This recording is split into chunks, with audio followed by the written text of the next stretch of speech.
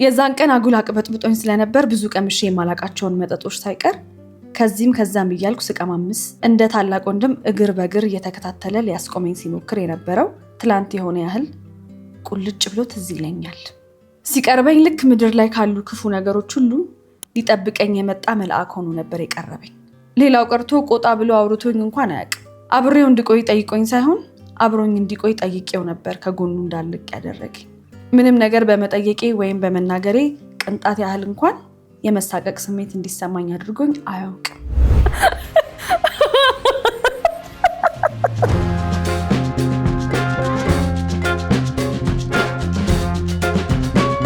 ሰላም እንዴት ናችሁ? የገበና ዩቲዩብ ተከታታዮቻችን፣ ሳምንታችንን ጠብቀን ዛሬም ተገኝተናል።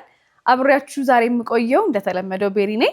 ገበና የተለያዩ የህይወት አጋጣሚዎቻችሁን እንዲሁም ደግሞ ውስጣችሁ ታፍኖ የተቀመጠን ከኛ ጋር በመወያየት ረፍት እንድታገኙ የምናደርግበት ፕሮግራም ነው። አብራችን ሁኑ። አባታችን ሌሊት እየወጣ እርቃኑን ይዞራል። ዋት ቆይተን በአዳም ልኮ እንደሆነ ደረስንበት። በስመ አብ። እሺ አባታችን እንኳን እርቃኑን ሆኖ ይቅርና በልብስም ቀና ብዬ ለማየት አብዝቼ የምፈራውና የማከብረው ሰው ነው። የዛን ቀን እርቃኑን ቆሞ ሳየው አባቴ መሆኑን ተጠራጥሬ በቆምኩበት እንደ እንጨት ከርሬ ቀረው። እንዳልጮህ አፌ ታሰረ ያህል አልታዘዝም አለኝ። እንዳሮጥ እግሬ በገመድ እንደተጠፈረ ሁሉ ካለበት አልነቃነቅም አለኝ። ዝም ብዬ ብቻዬን ቆሜ ያየሁት። ሰላም እባላለሁ። የ24 ዓመት ወጣት ሲሆን የምኖረው ከወላጅ እናቴ ጋር ነው። አባቴን ያጣሁት ገና በልጅነቴ ሲሆን እናቴ ከባድ የጉልበት ስራዎችን እየሰራች እንደ እናትም እንደ አባትም ሆና ነው ያሳደገችኝ። ከልጅነቴ ጀምሮ ትልቁ ህልሜ የነበረው በምንም መንገድ ይሁን በምንም ዋጋ ከፍላ ያሳደገችኝ እናቴን ማስደሰትና መካስ ነው። ከ12ኛ ክፍል በጥቂት ነጥቦች ከወደኩ በኋላ ያልሞከርኩት የስራ አይነት አልነበረም። የውበት ማሰልጠኛ ተቋም ውስጥ ለአጭር ጊዜ ስልጠና ወስጄ ሰፈር ውስጥ አነስ ያለች ኮንቴነር ተከራይቼ የውበት ሳሎን ከፍቼ ነበር። ሄለን ማለት ለማንኛውም ወንድ የህልም እንጀራው የሆነች አይነት ሴት ናት። አለ አይደል የምትታይ እንጂ የማትበላ ፍሬ። ሳቋ የሙዚቃ ያህል የሚጣፍጥ፣ ንግግሯ የተሳካላት፣ ተናግራ ማሳመን የተካነች ሴት ናት። እኔ ግን ከሩቅ ሆኜ እንደ ጥላ የምከተላት፣ በራሴ የምተማመንበት አቅም ያነሰኝ ምስኪን ነበርኩ። የገንዘብ ችግር አልነበረብኝም። ሄለን ግን በገንዘብ ብቻ የምትረታ አይነት አልነበረች። በእኛ አካባቢ ደግሞ ሴት ልጅ ወይ ካልተማረች ወይ ደግሞ ካልሰራች የመጨረሻው አማራጯ ማግባትና ቤተሰብ መመስረት ነው። በትምህርቴ ተስፋ የተቆረጠብኝ 9ኛ ክፍል ማለፍ ሳልችል ስቀር ነው። በትምህርቴ ደካማና ተስፋ የሌላት ልጅ ልሆን እንጂ በውበቴ ግን ከአካባቢያችን ጫፌ ላይ እንኳን የሚደርስ አልነበረም። ሴቶቹ ሲቀኑብኝ፣ ወንዶቹ ደግሞ ለጉድ ሲጣሉብኝና ሲመኙኝ ነው ያደግኩት። ቤተሰቦቼ ግን የዘመናት ችግራቸውን እኔ በማገባው ሰው እንደሚቀረፍላቸው አምነው መሰለኝ ሽማግሌ የሚልኩ ሰዎች የቅርብም ሆኑ የሩቅ ሰዎችን በሰበብ ባስባቡ እየመለሱ አንቺማ ንጉስ ነው የሚገባሽ ይሉኝ ነበር። ፋሲካ እባላለሁ። ከባለቤቴ ጋር በትዳር አብረን መኖር ከጀመረን 5 ዓመታት አልፈዋል። ባለቤቴ ዳዊት ለኔ ካለው ፍቅር በላይ ለቤተሰቡና ለስራው ያለው ትጋት ሁልጊዜ ያኮራኝ ነበር። ዳዊት ለኔ ባል ብቻ ሳይሆን የቅርብ ጓደኛዬም ነው። በእነዚህ ዓመታት ውስጥ ብዙ ውጣ ውረዶችን አልፈናል። ነገር ግን አሁን የገጠመን አይነት ከባድ ፈተና ከዚህ በፊት አይተን አናውቅም። ህይወት አንዳንዴ ካሰብከው በላይ ጨካኝ ትሆናለች። የግቢውን በር አልፈን ወደ ውስጥ ስንዘልቅ አንዳች አውሬ ታስሮ የሚጠብቀኝ ይመስል ልቤ ለጉድ እየመታ ነው። እያንዳንዱ እርምጃዬን ወደ ሞት የሚያቀርበኝ ያህል የተሰማኝ ለምን እንደሆነ ግን አላውቅም። የግቢውን በር አልፈን ወደ ዋናው በር መግቢያ ስንጠጋ ከውስጥ እያወሩ ወደኛ የሚጠጉ የሁለት ሰዎችን ድምጽ ሰማን። ወጥተው ሰዎቹን ስናይ ነበር ልቤ ለምን እንደዛ እንደተረበሸ ይገባኝ። ወጥተው የተቀበሉን የመክብብ ወላጅ እናትና ታናሽ ወንድሙ ሲሆኑ ታናሽ ወንድሙ ተብዬው የኔው ቀንደኛ ጠላት ወጣቱ ተጧሪ ነበረ። እኛን ያሳደገችን የቤት ሰራተኛ በጣም ፍቅር የሆነች ልጅ ነች። ማለት እኔ ኢቭን እስካሁን ድረስ ማስታወሳት አይነት የቤት ሰራተኛ ነችና ከረንትሊ ግን ይሄ ነገር እየቀረ ነው። ማለት እኔ እንዴት እንደሆነ አላውቅም። እናቶቻችን ወይ አያቶቻችን የቤት ሰራተኛን ይይዙበት የነበረውን መንገድ ቢነግሩን በጣም ነው ደስ የሚለኝ። አሁን ኢትስ ኖት ኮሬክት። ወይ ሰፋጣ አለ ሁለቱ ጋር አሰሪና ሰራተኛ ጋር፣ ወይ የሆነ ችግር ይመጣል፣ ወይ በባል በኩል ይነካካሉ ምናምንና የሆነ ችግር የሚፈጠርበት ነገር ነውና እንዴት እንደሆነ እዚህ ጋር ሐሳብ ብትሰጡ ደስ ነው የሚለኝ።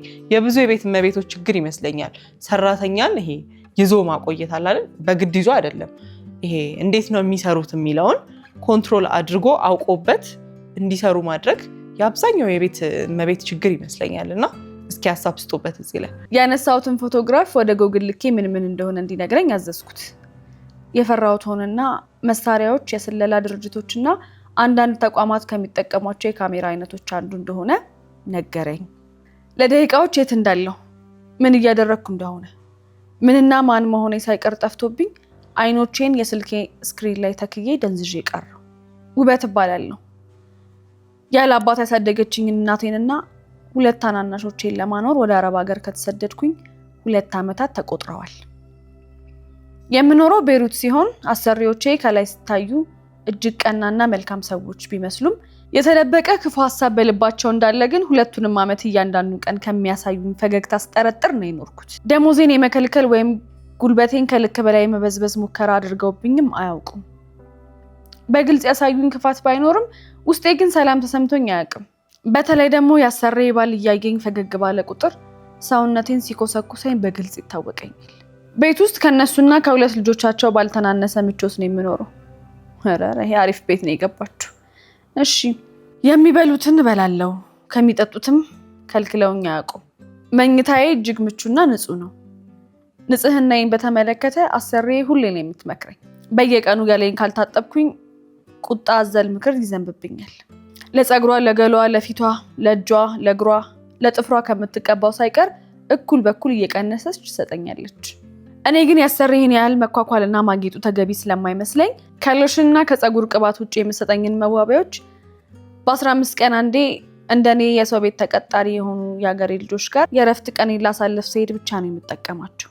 ጓደኞቼ መዋቢያዎቼን ብዛት እያዩ እግዚአብሔር ግን የት አድርጎ ቢወድሽ ነው እንዲህ ያለሽ መልካም ሴት ጋር ያገናኘሽ ቢሉኝም እኔ ግን በልቤ እባብ ያለ አንዳች ደባ ቆዳውን መቻለ ሰለሰውና እያልኩ ስቄና ተሽኮርምሜ አልፋቸዋለሁ። ይህ በእንዲህ እንዳለ አንድ ቀን የማዳም ዘመዶች ሊጠይቋት መጥተው እነሱን ሳስተናግድ ዋልኩኝና ከሸኘቻቸው በኋላ ውበት ሰውነትሽን ታጠብሽ ብላ ጠየቀችኝ። እንዳልታጠብኩ ስነግራት ቀኑ ሙሉ ኩሽና ነው የዋልሽው፣ ቅመም እየሸተትሽ እንዳትተኝ፣ ልጆቹንም ደግሞ ከማስተኛትሽ በፊት ታጠቢ እሺ ብላኝ ወደ መኝታ ቤቷ ሄደች። ንጽህናዬን በተመለከተ እንዲህ ስትቆጣጠረኝና ስትንከባከበኝ ግርም ትለኛለች። በእርግጥ እኔም ብቻ ሳይሆን የልጆቿንም ንጽህና አብስታ ነው የምትቆጣጠረው። የጽዳት ነገር አይሆንላትም። የአቧራ ቅንጣት ካገኘች ስትነጫነጭ ነው የምትውለው። እናቴ ፊት ማውለቅ የምፈራውን ልብስ እሱ ፊት ግን ለማውለቅ ሰከንድ እንኳን አይፈጅብኝም ነበር። ቤት ውስጥ የባለቤትነትና የባለድርሻነት ስሜት እንዲሰማኝ ለማድረግ የማያደርገው ጥረት አልነበረም። እንኳን ሰው የነፋስ ሽጉታ በመሃላችን ሳይገባ ፍቅራችንን ለ2 ዓመት ያለ ገላጋይ ኮመኮም ነው። ለመሆኑ መቼ ነው አዲስ አበባ የሚገባው ስለው የፊታችን አርብ ማታ ይገባል። ለትውውቅና ለመግባባት ያህል ከአርብ በፊት አንዱን ቀን እንዲደውልልሽ ቁጥርሽን ሰጥቼዋለሁ። ሲደውልልሽ በተለመደው ትህትናሽ እና በስራ ዲሲፕሊን ተሞልተሽ አውሪው። የያዝነው ቀልድ እንዳልሆነ እንዲሰማው አድርጊ አለኝና በቀጣዩ ቀን የተባለው ኢንቨስተር ከምሽቱ 2 ሰዓት ገደማ ደወለልኝና ዳግም እንደሚባል 33 ዓመቱ እንደሆነና ገና በልጅነቱ በማደጎ ወደ እንግሊዝ እንደሄደና አሳዳጊዎቹን ቢዝነስ ተረክቦ ማስተዳደር ከጀመረ 5 ዓመት እንደሆነው አሁን ግን ወደ ኢትዮጵያ ተመልሶ ሀገሩ ላይ ቋሚ ቅርስ መገንባት እንደሚፈልግ ለዚህም ዓላማውም ብዙ ሰዎችን አማክሮ የእኛን ድርጅት እንደመረጠው ነገረኝ። ከሁሉም ገና የ33 ዓመት ወጣት መሆኑ በጣም አስገረመኝ። ምክንያቱም አለቃዬ ሲያወራኝ በአእምሮዬ ሳልኩት ሰው እድሜው በ50ዎቹ አጋማሽ የሆነ ቦርጫም ሰው ነው እና መላጣ እንደዛ ነው ያሰብኩት። ዳግም ይህን ሁሉ ከነገረኝ በኋላ ፈቃዴ ከሆነ በቪዲዮ ኮል ላወራኝ እንደሚፈልግ ሲነግረኝ እኔ ራሴ ገጽታውን ለማየት የሆነ አይነት ጉጉት ተፈጥሮብኝ ስለነበር ያለ ማመንታት ነበር የተስማማሁት። ቪዲዮ አብርተን በምስል ስንተያይ ደግሞ ጭራሽ ያልጠበቅኩትን ግርማ ሞገስ አየሁ። ለካስ ሀበሻ የትም ሄደ የትም ደሙ ያው ሀበሻ ነው። የሚያወራው አማርኛ እጅግ የተሰባበረ ይሁን እንጂ እንዲሁ አይቼው ራሱ የአገሬ ልጅ እንደሆነ ልገምተው የምችለው አይነት መልክ ነው ያለው። ሲያየኝ አድናቆት የሚፈቀድልኝ ከሆነ በጣም ቆንጆ ነሽ ወይዘሪት ሄደን አለኝ። ትሽኮረመሚያለሽ አንቺ ደግሞ። ትህትናው አስገረመኝ። በጣም አመሰግናለሁ አቶ ዳግም፣ አንተም ጥሩ ገጽታ ነው ያለ አልኩና አጸፋውን መለስኩለት። የመጀመሪያችን በማይመስል መልኩ ለረጅም ደቂቃዎች አውርተን ለጉዞ እቃውን መሸከፍ እንዳለበት ነግሮኝ ተሰነባበትን። እኔ ግን ለራሴም እስኪገርመኝ የስልክ ምልልሳችን ካበቃ በኋላ አብዝቼ ያሰብኩት በወሬያችን መሃል ቤተሰቦችህን ይዘህ ነው የምትመጣው ወይስ ብቻህን ብዬ ስጠይቀው አሳዳጊዎቼ ትንሽ አርጅተዋል፣ ሙሉ ጊዜያቸውን ስላሳለፉት ጊዜ እያወሩ ቤት መዋልን ነው የሚመርጡት። ከሀገር ሀገር የሚዞሩበትም እድሜ አልፏል አለኝ። እኔ ለመጠየቅ የፈለግኩት ስለ ሚስትና ስለ ልጆች ነበር። ገባኝ። እኔ እንኳን ለማለት የፈለግኩት ባለቤትህና ልጆችህ አብረው ይመጣሉ ወይ ነው ስለው ፈገግ እያለ ላታምኚኝ ትችያለሽ፣ ግን እስከዚህ እድሜ ድረስ ሴት ልጅ በቁም ነገር ቀርቤ አላውቅም። እንዴ ደረትሽ ምን ሆነሽ ነው አለኝ። በድንጋጤ እኔም ዝቅ ብዬ ደረቴን አየሁትና እንዴ ምን ሆንኩኝ ብዬ ስጠይቀው ሰውነትሽ እኮ በልዟል፣ የደበደበሽ ወይም የቆነጠጠሽ ሰው አለ እንዴ ብሎ ጠየቀኝ። ግራ ተጋባሁና ልብሴን አውልቄ ሰውነቴን አገላብጫቸው ምንም እንዳልሆንኩና የስልኬ ካሜራ ጥራት ችግር ሊሆን እንደሚችል ብነግረውም ካላየው ግን አላምንም ብሎ ድርቅ አለ። እሱ እኮ ሴራውን እያሴረ ነው። እሷ ግን አልገባትም። ለነገሩ እንዴት ይገባታል? አብረን በነበርንባቸው ጊዜያት ሆነ ከሄደን በኋላም አንድ ቀን እንኳን እርቃኔን ፎቶ ተነስቼ እንድልክለት ጠይቆኝ አያውቅም። አብረን እያለን እንኳን ሳይጠራኝ የሚሄድለት ምርኮኛው ስለነበርኩ ይሄን ሀሳብ ባይመጣለትም አይገርምም። የዛሬው አጠያየቁ ግን እጅግ የረቀቀና በብልጠት የተሞላ ነበር። እውነትም በብልጠት የተሞላ ግን ቆይ ራሱ ሰውነቷን ስታየው ምንም እንዳልሆነች ካውቀሽ ምንም አልሆንኩም፣ ለነገሩ ላኪልኝ ደግሞ እኔ ካላየው አላምንም ምናምን ብሏል። በጣም ከባድ። ሰው እንዴት በሀገር አማን ሰውነትሽ በልዟል ብሎ ይከራከራል? የራቁት ፎቶ ላኪልኝ ብሎ በቀጥታ ላለመጠየቅና እንዳልከለክለው ለማድረግ የሄደበት ርቀት አሁንም ሳስበው በጣም ይገርመኛል። ደረትሽ በልዟል እያልኩሽ ነው። ምንም በወድሽ ከገዛ አይኔ በላይ ላምንሽ ስለማልችል ወይ ነገ ስራዬን እርግፍ አድርጌ ትቼ እመጣለሁ፣ ወይ ደግሞ ሙሉ አካልሽ ጥሩ ሁኔታ ላይ እንዳለ ከቻልሽ በቪዲዮ ካልቻልሽ በፎቶ አረጋግጭልኝ ብሎ እንደ እንጨት ሲደርቅ ምን ያህል ቢያስብልኝ ነው ግን ብዬ ብገረምን በስልኩ ጉዳይ ግዴለሽ እንደሆነ ስለማቅ በዙሪያ ያሉ ሰዎች ስልኩን ከፍተው ሊያዩበት ይችላሉ ብዬ በመፍራት ራሴን ፎቶ አነሳውና ሰልፍ ዲስትራክቲንግ ሙድ ላይ አድርጌ ላኩለት። ኦልሬዲ ልከዋለች። ፎቶውን ሰልፍ ዲስትራክቲንግ ላይ አድርገሽ መላክሽ ስትነግሪኝ እንደኖርሹ በጣም እንደምትተማመኝብኝ ነው የሚያሳየው ብሎ በታሪካችን አድርገውት የማያውቀውን 1 ሳምንት ሙሉ ዘጋኝ። እንግዲህ ተመልከቱ፣ ምንም ሳታጠፋ። በወቅቱ ለሱ የነበረኝ መውደድ ቀልቤን አሳጥቶኝ ስለነበር ነገሮችን ምክንያታዊ ሆኜ ከመመርመር ይልቅ የሚለኝን እንደወረደ እንደ አምላክ ቃል በቀበሉን ይቀለኝ ነበር። ብዙም ሳይቆይ አንድ ረዘም ያለ ሰው ቀስ ብሎ ወጣና እንደ ሌባ ዙሪያውን ገላምጦ መኪናውን አስነስቶ ከአካባቢው ተሰወረ። የጀመርኩትን ሻይ ከጨረስኩ በኋላ ወደ እህቴ ደወልኩኝ። ሄሎ ትንሿ አለችኝ እየተቅበጠበጠች። ድምጿ እንደዚህ አስጠልቶኝ አያውቅም። ለወትሮ ምጠራት እታባ እያልኩ ቢሆንም የዛን ቀን ግን ተናነቀኝ። ሆኖም በስሟ በጠራት ልትጠራጠር ስለምትችል እየቀፈፈኝም ቢሆን መቻል ነበረብኝ። ሄሎ ታባ እንዴት ነሽ? አለሁልሽ ትንሿ፣ ዛሬ አትመጪም እንዴ? ለሱ እኮ ነው የደወልኩልሽ፣ ያው እየመጣው ነው ልበልሽ ብዬ ለእዝራ ስደውል ቤት ናት ሂጂ ብሎኝ ነው። አዎ ነይ፣ ቤት ነኝ። ወጥተሻል ወይስ ገና ነሽ አለችኝ። ወጥቻለሁ። ምን ነው የማመጣልሽ ነገር አለ እንዴ አልኳትኝ። አይ ግን መንገድሽ ላይ ፋርማሲ ካለ ፓራስታሞል ብታመጪልኝ፣ ትንሽ ራሴን አሞኛል አለችኝ። ብልግናዋ ሳያንስ ከውሽማዋ ጋር ስትጋት ለቆየችው ወይንና ስትላፋበት ለቆየችው እኔን የራስ ምታት ማስታገሻ አምጪ ብላ ማዘዟ አናደደኝ። ብችልማ መርዝ ነበር የሚገባት። 15 ደቂቃ እዛው ሻይ ቤት ቆይቼ ወደ በሯ ሄጄ አንኳኳሁኝ። ለውሽማዋ ክፍት የነበረው በር ለኔ ጊዜ በውስጥ ተቀርቅሯል። ድንቄም ጥንቃቄ አልኩኝ በሆዴ። ምንም እንዳላረገ ሰው ስማ ተቀበለችኝና እኔ ትንሽዬ ስራ ይዤ ስለቆየው ላብላብ ብሎኛል። ውሸቷን ከፋ ደግሞ። እኔ ትንሽዬ ስራ ይዤ ስለቆየው ላብላብ ብሎኛል። ለቅለቅ ብዬ እስከምወጣ ኪችኑ የግልሽ ነው፣ ብትፈልጊ ትሰራለልሽ፣ አይ ካልሽም ያሰኘሽን ሰርተሽ ቢሺ ትንሿ ብላኝ ገባች። እንኳን በእጇ የተሰራ ልበላ የነካችውን መንካት እስኪከብደኝ ድረስ ቀፈፈችኝ። ፊት ለፊቷ ቆሜ ግን ለምን ታባ እዝራ ምን አጉድሎብሽ ነው ብዬ መጠየቅ አማረኝ።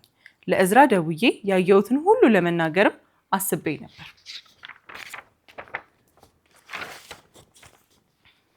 ግን በእርግጠኝነት አያምናትም እህትየውን እውነቱን ብትነግረው ራሱ። ችግሩ ውሽማዋ እንዳለው ነው። እዝራ በትንቢት ጉዳይ ጆሮውን ቢቆርጡት ራሱ አይሰማም። ለሷ ያለው ፍቅርና ክብር ከመብዛቱ የተነሳ ሲጠራት ራሱ እናት ነው የሚላት።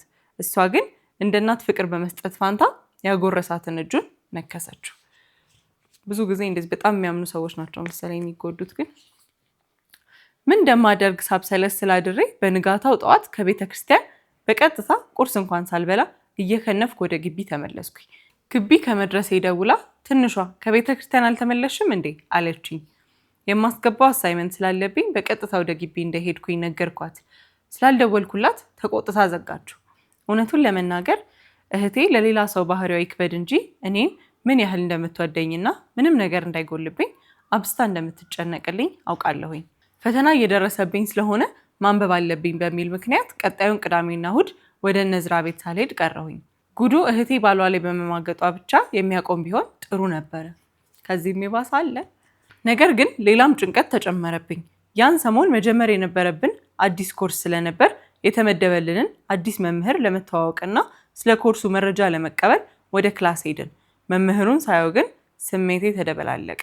ነገሮች ያን ያህል የመገጣጠም እድላቸው ጠባብ ቢሆንም ሰውየው ያኔ ከእህቴ ቤት ሲወጣ ያየሁትን ረጅሙን ሰውዬ ይመስላል ከሆነ አንድ ነገር ነው፣ ከሆነ ግን እህትየው ባለመናገሯ የምትሳቀቅ ነው ይመስለኝ። ጭራሽ ከርቀት ስላየሁት መልኩን በትክክል ማስታወስ ቢከብደኝም ረጅምና ፂሙ ሞላ ያለ ጥቁር ጃኬት በሰማያዊ ጅንስ ሱሪ የለበሰ ጎልማሳ እንደነበር በትክክል አስታውሳለሁ።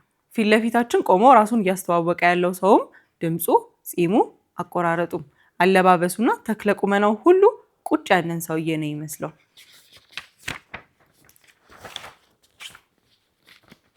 ይሄ ሁሉ ነገር መገጣጠም ሊሆን ቢችል እንኳን ተመሳሳይ መኪና የመያዝ እድል ግን አይኖራቸውም ብዬ ከክላስ በኋላ ሰውየውን በጥንቃቄ ተከትዬው ሳየው የያዛት መኪና ሳይቀር ቀለሟም ሞዴሏም ያን ቀን ካየኋት መኪና ጋር ተመሳሳይ ናት።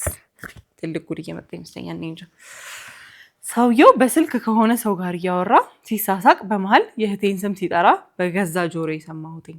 በቀጣዩ ቀን 5:30 ገደማ እዝራ ደውሎልኝ በግቢያችሁ በር በኩል እያለፍኩ ስለሆነ ፒክ ላርግሽ ብዬ ነው፣ ትንቢት ቆንጆ ምሳ ሰርታ እየጠበቀችን ነው አለኝ።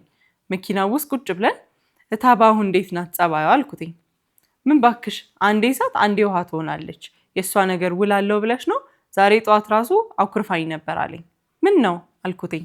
አይ ምንም፣ አንዳንዴ እርቃኑን ቆሞ ሳየው እሪ ብዬ ጮኬ እናትና ወንድሞቼን ቀስቅሼ ይሄን ጉድ ባዩልኝ እላለሁ። ወዲያው ደግሞ በየፊናቸው ያለባቸውን ውጥረት ሳስብ ራስ ወዳድነት ይመስለኝና ለብቻዬ መብሰልሰሌን እቀጥላለሁ። አሁን ናርዶስ ምንድነው ማድረግ ያለባት?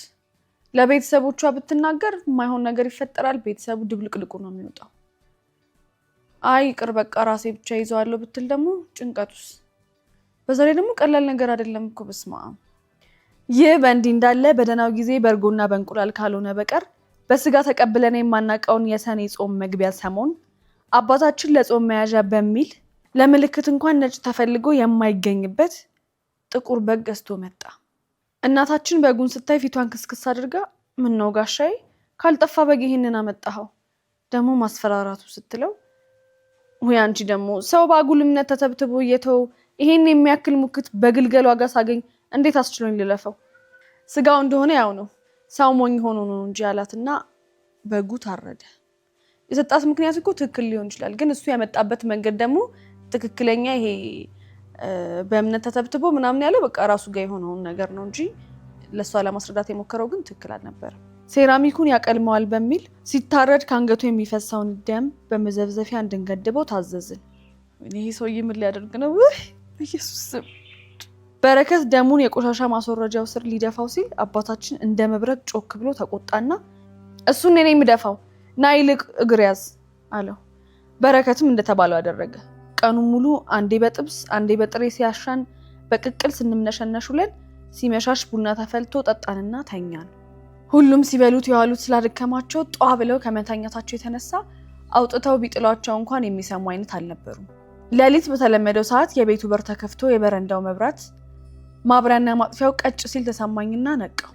የበሩን ከውጪ መዘጋት ተከትዬ ቀስ ብዬ የተነሳውና ኮሊደሩ ላይ ተለጥፌ በረንዳው ላይ እርቃኑን የቆመውን አባቴን አየሁት።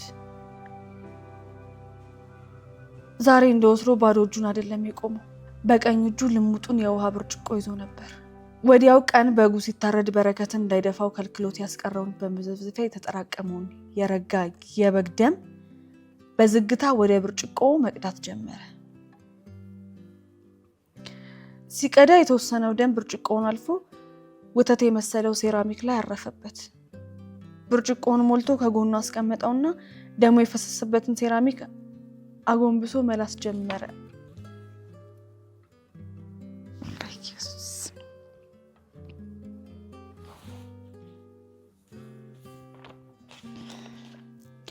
ይሄን ሁሉ ሳይ የሆነኛው የሆረር ፊልም ውስጥ የገባው እንጂ አባቴን የማይ አልመስልም አለኝ። ሴራሚኩ እንደነበረው ወተት እስኪመስል ሙልጭ አድርጎ ከላሰው በኋላ ሁሌ ዞሮ ወደሚቆምበት አቅጣጫ ዞሮ ቆመና በብርጭቆ ሞልቶ የቀዳውን የረጋ ደም በአንድ ትንፋሽ ጨለጠው። እኔ ባላነብስ በእውነት በጣም አስጠላኝ። ደግሞ እኔ ሌላ ጊዜም ነው መጽሐፍ ምንም ሳነብ እየሳልኩ ነው ማነበው። አይ ቲንክ ያለውበት ሙያ ይመስለኛል እና አሁን ሳነበው ሲጠጣው ምናምን እንደዚህ እየታየኝ ነው እና በጣም ነው የሚያስጠላው።